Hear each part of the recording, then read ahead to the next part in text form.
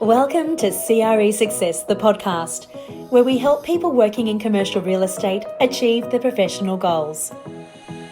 Check us out online at cresuccess.co/podcast. And now here's your host, Darren Krakowiak. Hello and welcome to episode 4 for season 2 of CRE Success, the podcast.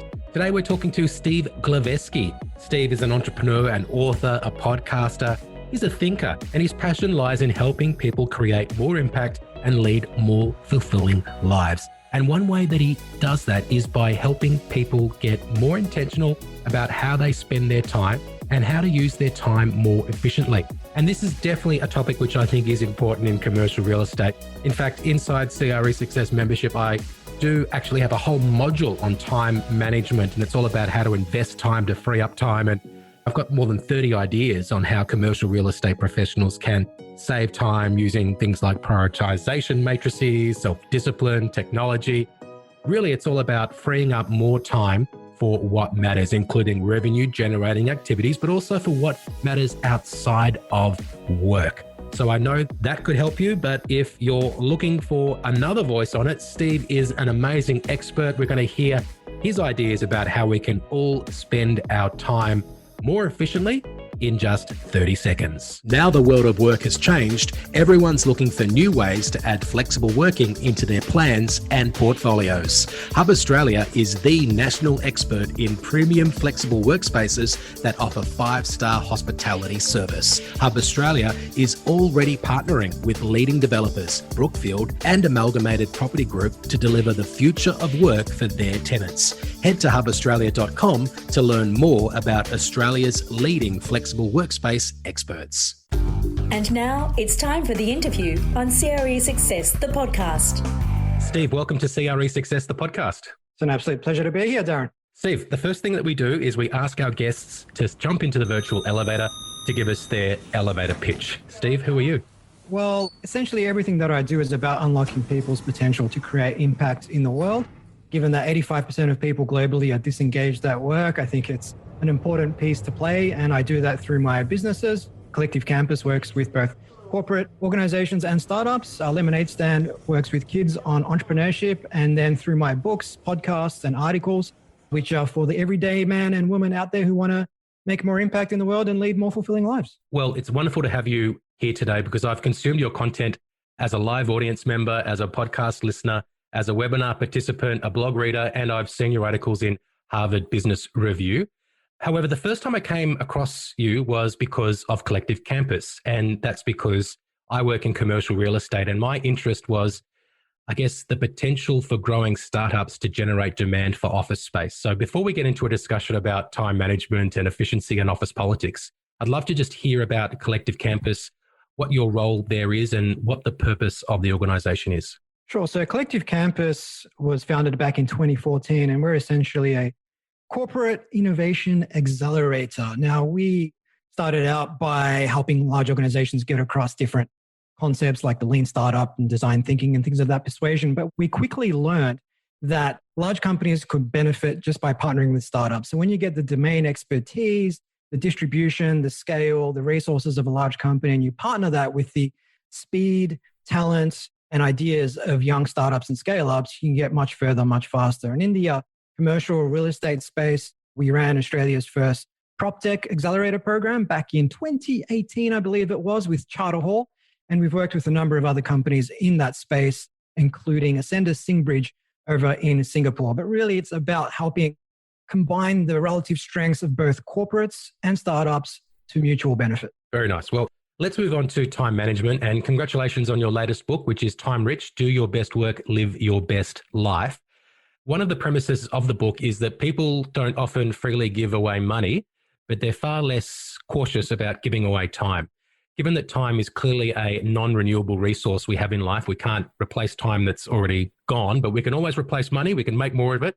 Mm-hmm. Did your research cover why it is that people so undervalue time? Well, I think human beings in general tend to value that which is easily quantifiable, and we tend to value things that put us somewhere on that sort of social hierarchy, if you will. So when we look at evaluating where we are compared to other people, it tends to be things like our salary, our zip code, how big our house is, what kind of car we have, all that sort of stuff that supposedly if we pursue it and obtain it, it's going to make us happier, but oftentimes it doesn't. And that's just us falling victim to the arrival fallacy.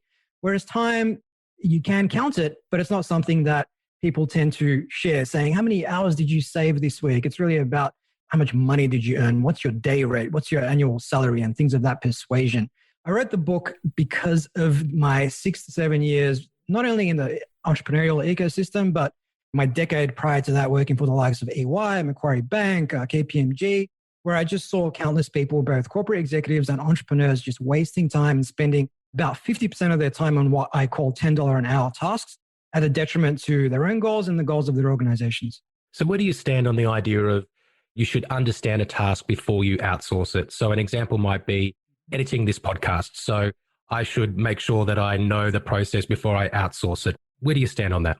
Yeah, look, I think there is definitely value to that approach, more so when it comes to making sure that people you delegate to aren't taking you for a ride. Of course, that risk can be somewhat mitigated by making sure you work with reputable people who have good ratings and haven't got any bad marks against their name. Now, it really depends on what the actual task is and how central that task is to the mission of your organization. If it is something like a podcast, yes, look, it's great to get in there and have a bit of a play yourself. But ultimately, if this is something that isn't aligned with your personal strengths, if you can find someone out there like a reputable agency or a reputable outsourcer who does this all the time and has nothing but good reviews, I think there is nothing wrong with giving them that task off the bat. Now, in my case, with Future Squared, I did edit the first 100 or so episodes. I enjoyed it up until about episode 20. And then for whatever reason, I did another 80 episodes. This is going back a few years. And outsourcing that saved me at least 2 or 3 hours a week. And then when you apply that to a number of different tasks, you find one, that you save a lot of time, and two, that you can redistribute that time to get more stuff done, essentially. Yeah, I'm definitely outsourcing the editing for season 2, which I'm looking forward to. So what are some ways that people can quickly identify if they're not being efficient with their time? Yeah, I mean, firstly, they can look at their calendar for a start and see what they've actually said yes to in terms of those meetings. They can look at the average time of those meetings. I mean, are the meetings 60 minutes on average? When in reality, a lot of meetings could get to the chase in 15 to 20 minutes. You look at how you start your day. I mean, do you spend the first hour or two of your day on those sort of non-consequential tasks, shallow level tasks like checking email on Twitter, on LinkedIn, effectively falling victim to evolutionary wiring that's forcing us to conserve energy, which is one of the reasons why we procrastinate. We sit down to our desks in the morning. We want to get started on that sales presentation or whatever it is, but we spend an hour on Twitter and on LinkedIn because it's an easy thing to do. It lulls us into this false sense of security that we're actually busy, but realistically, that's not moving us any closer to our goals. Other elements could be that you don't have a clear to-do list, or your to-do list isn't prioritized. Perhaps you're not time boxing, and perhaps you're switching tasks all day long. I mean, the average person is switching screens every 40 seconds, which equates to something like 350 times over a standard 8-hour workday. And the thing about that is when you get into flow or the zone or deep work, you're orders of magnitude more productive. I mean, people say 5 times more productive, but my experience is I am at least 10 times more productive when I'm in flow. But when you're switching tasks all day long, you're taken out of flow. I mean, the average time required to get back into that flow state after a disruption or a task switch is about 23 minutes. So if you do the maths, people are switching every 40 seconds.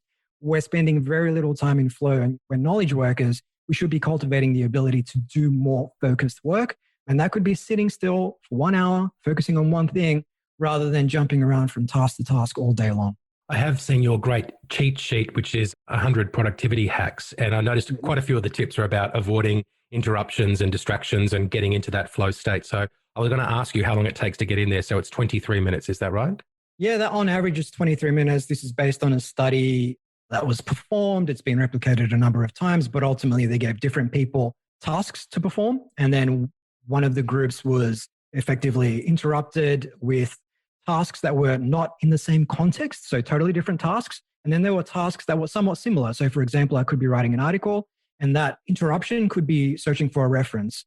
And what they actually found was whether or not it was the same context or a different context, you still suffered that cognitive switching penalty, which was at or around 23 minutes on average. You mentioned meetings before and how we should look to schedule them to be a shorter period of time, which is a great tip. One of many people's bugbears is just pointless meetings, right? So do you have some rules that help define whether a meeting should even take place or not? Yeah, sure. I think one of the biggest ways you can save time on meetings is whether it's purely to communicate information. Now, there might be cases where maybe it's a weekly stand-up that your team performs and it keeps everyone on the same page and there is some value derived from that. Or it could be like a quarterly town hall meeting where we want to celebrate the wins that the organization has had.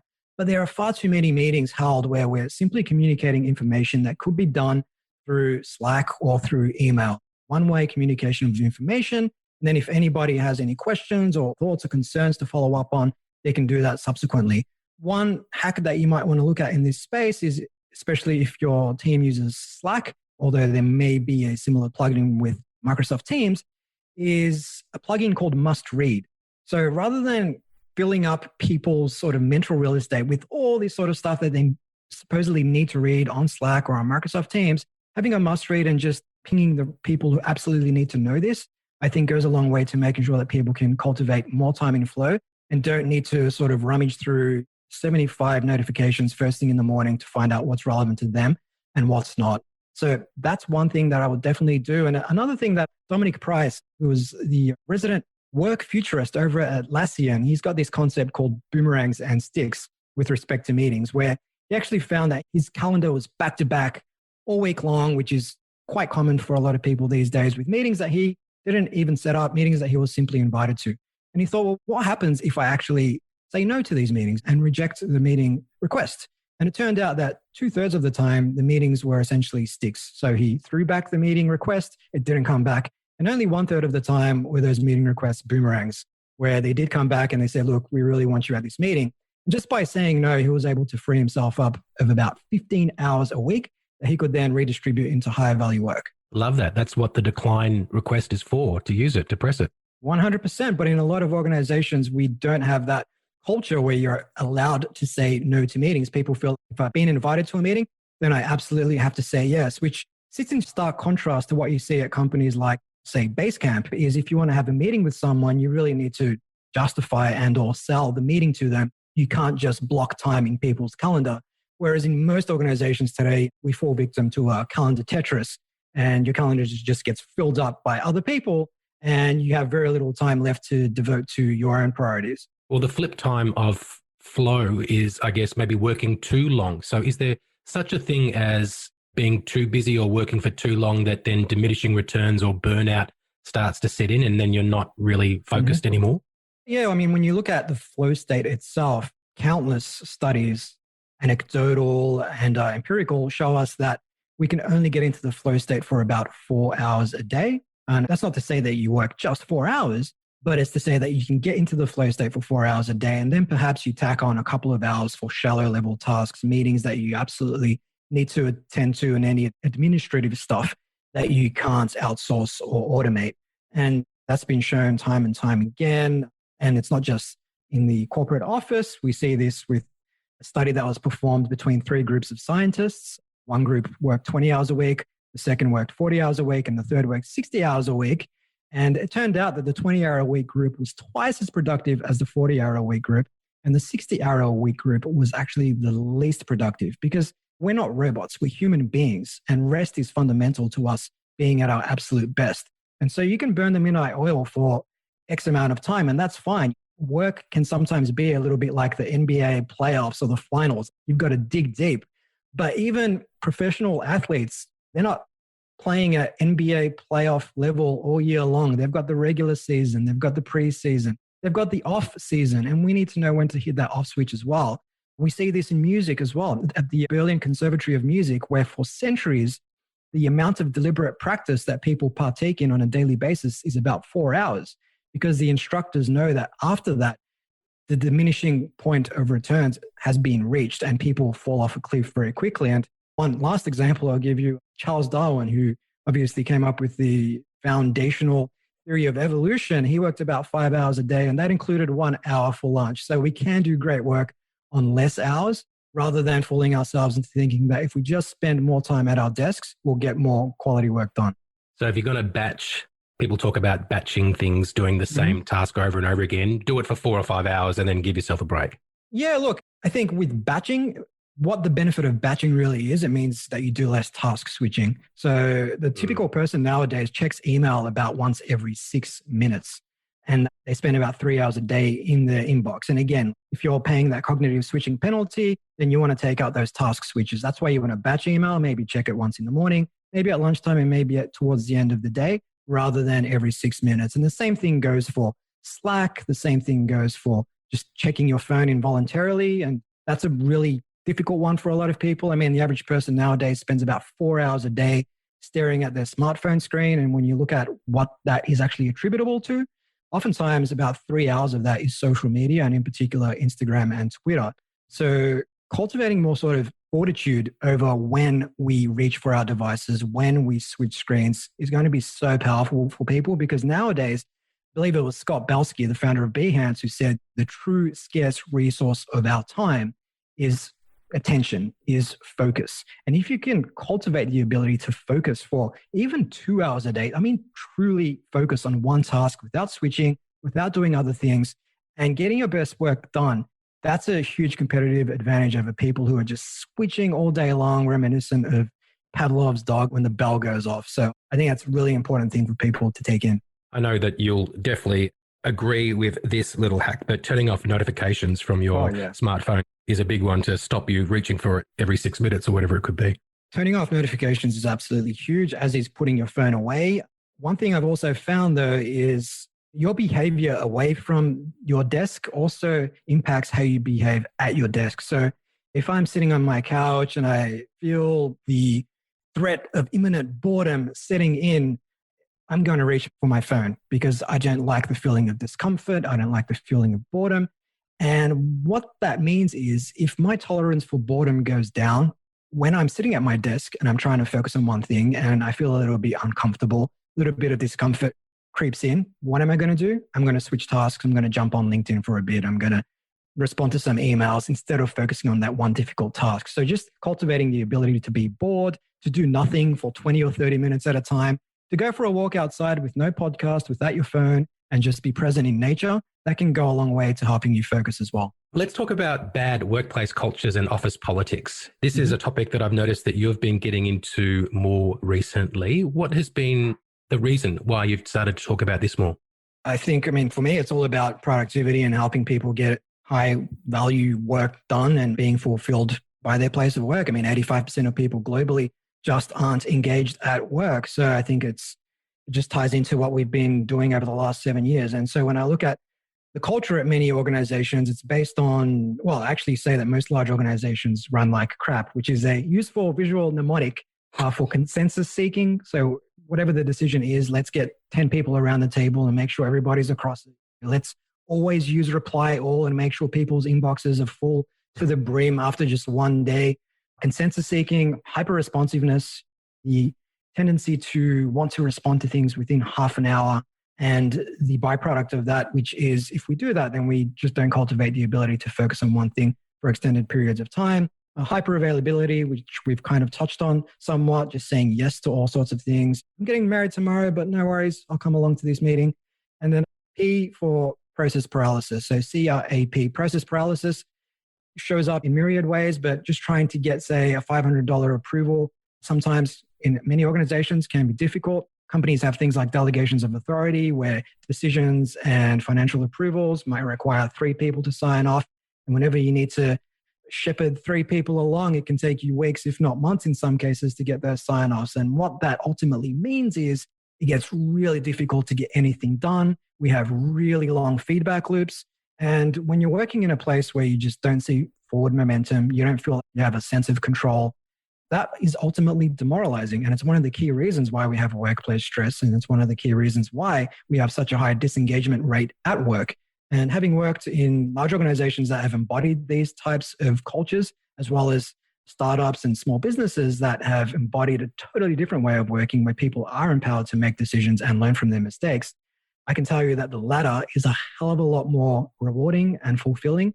And if we're going to spend half of our time at a place of work, well, then let's create cultures and organizations that people actually enjoy working at, but also can get stuff done and can create impact for the world. So how does work from home fit into all of this? Working from home, making companies better at communication because they need to be when they don't have face-to-face contact, or is there some other impact that's being felt within large organizations? Because you mentioned large organizations in particular are prone to these sort of bad workplace cultures. What has been the impact, and what do you see the ongoing impact of work from home and greater flexibility on where people do work? Sure. Great question. And I think with work from home, it's an opportunity for us to hit a big red reset button and change the way we work for the better. Unfortunately, what I'm seeing thus far coming out of particularly large traditional organizations is essentially a recreation of the physical office online. I wrote an article about this called The 5 Levels of Remote Work, which was inspired by Matt Mullenweg, who runs WordPress, which powers about 30% of the internet. They've got about 1,300 employees across 75 countries and a market cap of over $1 billion, and they don't have a central office. It's completely distributed. And when I talk about recreating the physical office online, and the 5 levels of remote work, most companies are at level 2, which is back-to-back Zoom calls. Instead of meetings, it's back-to-back Zoom calls. Instead of 50 to 60 physical interruptions a day in the office, it is a hell of a lot more than that via Slack or Microsoft Teams. And what that ultimately means is that people are now working longer than what they were before. Studies that I've read suggest that people are working an hour longer, and that's because there is no disconnect between home and work. And so while remote work gives organizations the impetus to change the way they work, to focus on better asynchronous communication rather than hyper-responsiveness, and rather than defaulting to meetings for every form of communication, be it one-way or two-way communication, it has just created this, I suppose, exacerbation of the way things were before, and people are working longer. And perhaps even the studies aren't out yet, but workplace stress, emotional well-being, I'd be keen to see what that's looking like now, because when you're staring at the screen all day long, when you're suffering from Zoom fatigue, when you don't have the, I suppose, novelty that comes from traveling to work, seeing different places, seeing different people, I mean, that can take its toll on people, particularly if you're working for an organization where you spend a lot of time in meetings, spend a lot of time responding to emails, and weeks and months go by and you don't feel like you're making any meaningful progress towards some meaningful goals. And I guess some people probably feel they're actually getting more flexibility because they might be stroking the cat or the dog while they're on a call, or they can go for a walk while they're doing a Zoom meeting or whatever it is. But actually they're working longer hours and they're more imbalanced in their life as a result of the flexibility that they've been granted from being able to work from home. Yeah, definitely. I mean, prior to the remote work shift, I mean, we had that clear delineation between home and work. And it was a physical delineation, it was a time delineation, whereas now we just don't have that. And I think it's important to create boundaries and rituals. Otherwise, you will find yourself checking email at 11 p.m. or 6 a.m. and all hours of the day, essentially, because your laptop, it might be right there on the coffee table while you're trying to chill out with the family and maybe catch up on some Netflix TV shows or whatever it is. And hey, let me just quickly check email. And before you know it, 30 minutes go by. So setting boundaries with people that you live with while you're working to make sure that, hey, if I'm in flow, I signal that to my family. If I need the next 3 hours to just focus on some really difficult work, maybe the door's closed, maybe I have a conversation with them prior, maybe we have a shared calendar where we can all see what's going on and we know not to interrupt each other at certain times. I think that works to some degree. Physical boundaries. So once I'm done for the day, perhaps I close my laptop and I lock it away somewhere so I can still go and get it, obviously, but I put it there for a reason. Whereas if it's on the coffee table within arm's reach, I'm more likely to just reach for it. And then team boundaries. When you make a habit of responding to emails from colleagues at 10 p.m. or from superiors or whatever the case is, then you're effectively letting them set your boundaries. So if you don't set boundaries, if you don't have that conversation with people and say, hey, after 6 o'clock or whatever it is, that's family time, unless it's incredibly urgent, I'm going to be offline during that time and I'll get back to you tomorrow morning. Unless we have those conversations, people will set boundaries for us. So we need to be more intentional about doing that ourselves. And even just defining incredibly urgent. Most of us aren't involved in life and death tasks at work. So I find as well, just not answering emails after a certain time, sooner or later people get the message that they're not going to get a response. And if you respond to people after hours, then they get the idea that you're available at that time, which can be the wrong thing to do. I do want to ask you one final question just on office politics, and that is the impact of leadership. So how much does leadership influence the type of workplace culture that exists? A hell of a lot, I would say. I mean, leadership influences workplace politics and behaviors, firstly through their own behaviors and their own approach to work. Are they constantly calling meetings? Are they micromanaging people? Have they modeled certain behaviors that suggest that we need to be responding to things within half an hour, that we always need to be online, that we need to be setting up meetings to communicate information? I think that sort of stuff is huge. But then the other side of that is what policies have leaders either created or allowed to flourish within the organization that ultimately slow us down. Hey, Steve, if people want to find out more about your content or explore some of what you have to offer on the topics of time management, efficiency, workplace politics, where can they go? Look, the best place to go would be steveglaveski.com. That's where they can find all about my work, whether it's blogs, podcasts, books, and my work with Collective Campus. And they can also download the 100 Productivity Hacks ebook you mentioned earlier on the download tab there. And it's a blessed place to start. Awesome. It's a good tab. I love the fact there's 100 of them. It's just very impressive in itself. Well, I set myself 100 and I had to get there. So after 50, I was, man, I'm clutching at straws now, but I got there. Awesome. Well, Steve, it's been great to speak with you. Thank you so much for sharing your knowledge on this episode of CRE Success, the podcast. Thanks, Darren. It's been a pleasure. For more information about our guest, visit cresuccess.co/podcast. And now a final thought from Darren Krakowiak. Thank you once again to Steve. And if you've been listening to CRE Success, the podcast for a while, you will know that we commit to having every episode go for less than 30 minutes. And that is a really important way to show that I respect your time. I know that you are busy. So I hope that you've got the time to invest in listening to CRE Success, the podcast, every single week while we are presenting season 2 for you. And also Clubhouse is a way to possibly waste time if you're not good with it. But I do have 21 things that you must know before you can grow on Clubhouse. We did record that interview while we were on Clubhouse. If you do want to grab that resource on Clubhouse, if you think that that's a way that you can help grow your business or at least learn from other experts, go and check out that resource at cresuccess.co/Clubhouse. 21 things you must know before you can grow on Clubhouse is at cresuccess.co/podcast. Thanks for listening, and I will speak to you soon. Thanks for listening to CRE Success, the podcast. If you enjoyed this episode, make sure you subscribe to us on your favourite podcast platform and be sure to leave us a 5-star review. For more information about the show, just check the show notes on your podcast app or visit us online at cresuccess.co. 90% of the world's data was generated in the last 2 years. Credia is a business intelligence and analytics tool for commercial real estate professionals. Using real-time insights, track key portfolio metrics and benchmark against the market so you can make faster and well-informed decisions. With live dashboards and bespoke reporting, impress both your executive team and your property clients. It's time to turn data into your most valuable asset with Credia from Released.